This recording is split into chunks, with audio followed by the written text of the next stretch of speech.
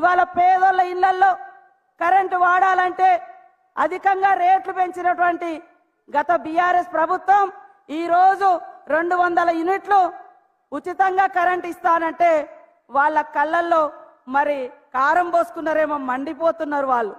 మహిళలకు ఉచితంగా బస్సు ప్రయాణం అంటే కూడా ఆటో సోదరులను రెచ్చగొట్టి రకరకాల కుట్రలు చేసి మనం ఇచ్చినటువంటి గ్యారంటీ పథకాలన్నీ కూడా ఆపాలని ప్రయత్నం చేస్తా ఉన్నారు. పైకేమో అమలు చేయండి, ఇంకెప్పుడు చేస్తారని డ్రామా చేస్తున్నారు.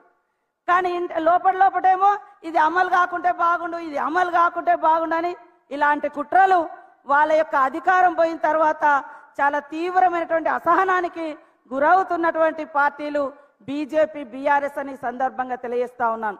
కాంగ్రెస్ పార్టీ చరిత్ర చూస్తే పేద వర్గాల పార్టీ, మహిళా నాయకత్వం కలిగినటువంటి పార్టీ,